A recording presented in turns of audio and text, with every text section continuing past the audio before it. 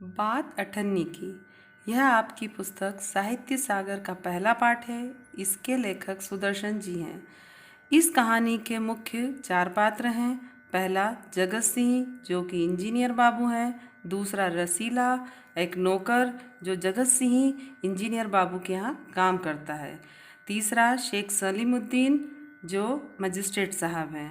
चौथा रमजान, पड़ोस में रहने वाले मजिस्ट्रेट साहब के यहाँ चौकीदार का काम करता है। साथ ही वह रसीला का एक घनिष्ठ मित्र है।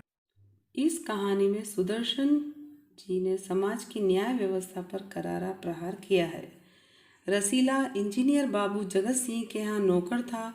गांव में उसके बूढ़े पिता, पत्नी, एक लड़की और 2 लड़के थे जिनका भार उसी के कंधों पर था। उसकी तनख्वाह से घर वालों का गुजारा ठीक से ना चल पाता था। बार बार प्रार्थना करने पर भी इंजीनियर साहब ने तनख्वाह नहीं बढ़ाई, पर वह हर बार यही कहते, अगर तुम्हें कोई ज़्यादा दे दे तो अवश्य चले जाओ, मैं तनख्वाह नहीं बढ़ाऊंगा। वह सोचता, यहाँ इतने सालों से हूँ, अमीर लोग नौकरों पर विश्वास नहीं करते, पर मुझ पर यहाँ कभी किसी ने संदेह नहीं किया। यहाँ से जाऊँ तो शायद कोई 11-12 दे दे, पर ऐसा आदर न मिलेगा। जिला मजिस्ट्रेट शेख सलीमुद्दीन इंजीनियर बाबू के पड़ोस में रहते थे। उनके चौकीदार मियाँ रमजान और रसीला में बहुत मैत्री थी। दोनों घंटों साथ बैठते, बातें करते। शेख साहब फलों के शौकीन थे। रमजान रसीला को फल देता। इंजीनियर साहब को मिठाई का शौक था। रसीला रमजान को मिठाई देता। एक दिन रमजान ने रसीला को उदास देखकर कारण पूछा। पहले तो रसीला छिपाता रहा, फिर रमजान ने कहा, कोई बात नहीं है तो खाओ सौगंध। रसीला ने रमजान का हट देखा तो आंखें भर आई। बोला, मेरे बच्चे बीमार हैं, पर घर में रुपया नहीं है। मालिक से पेशगी मांगने पर उन्होंने साफ इनकार कर दिया था। रमजान ने उसे कुछ रुपए दे दिए। रसीला के मुंह से एक शब्द भी ना निकला। सोचने लगा, बाबू साहब की मैंने इतनी सेवा की, पर दुख में उन्होंने साथ न दिया। रमजान को देखो, गरीब है, परंतु आदमी नहीं, देवता है। ईश्वर उसका भला करे। रसीले के बच्चे स्वस्थ हो गए। उसने रमजान का ऋण चुका दिया।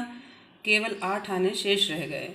एक दिन जगत सिंह कमरे में अपने किसी काम के लिए किसी से 500 रुपये की रिश्वत ले रहे थे, जिसे रसीला ने सुन लिया। इंजीनियर साहब ने उससे 5 रुपये की मिठाई लाने के लिए कहा। रसीला ने 4.5 रुपये की मिठाई खरीदी और 8 आने बचाकर रमजान का कर्ज चुका दिया। मिठाई देखकर इंजीनियर साहब को कुछ शक हुआ। उन्हें लगा कि वह मिठाई 5 रुपये की नहीं है। उन्होंने रसीला को धमकाया और हलवाई के सामने ले जाने की बात कही। रसीला ने अपना अपराध मान लिया और क्षमा प्रार्थना की। इंजीनियर साहब ने उसे खूब पीटा और पुलिस के हवाले कर दिया। दूसरे दिन मुकदमा शेख सलीमुद्दीन की कचहरी में पेश हुआ। रसीला ने तुरंत अपना अपराध स्वीकार कर लिया।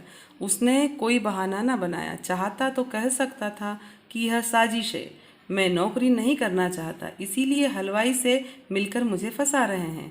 पर एक और अपराध करने का साहस वह ना जुटा पाया। उसकी आंखें खुल गई थीं। हाथ जोड़कर बोला, हुजूर, मेरा पहला अपराध है, इस बार माफ़ कर दीजिए, फिर गलती ना होगी। शेख साहब न्यायप्रिय आदमी थे। उन्होंने रसीला को 6 महीने की सज़ा सुना दी। फैसला सुनकर रमजान की आंखों में खून उतर आया। सोचने लगा, यह दुनिया न्याय नगरी नहीं है, अंधेर नगरी है। चोरी पकड़ी गई तो अपराध हो गया। असली अपराधी बड़ी बड़ी कोठियों में बैठकर दोनों हाथों से धन बटोर रहे हैं, उन्हें कोई नहीं पकड़ता। रमजान घर पहुंचा। एक दासी ने पूछा, रसीला का क्या हुआ? 6 महीने की कैद। अच्छा हुआ, वह इसी लायक था। रमजान ने गुस्से से कहा, यह इंसाफ नहीं, अंधेर है। सिर्फ एक अठन्नी ही की तो बात थी। रात के समय जब 1500 के चोर नरम गद्दों पर मीठी नींद ले रहे थे, अठन्नी का चोर जेल की तंग अंधेरी कोठरी में पछता रहा था।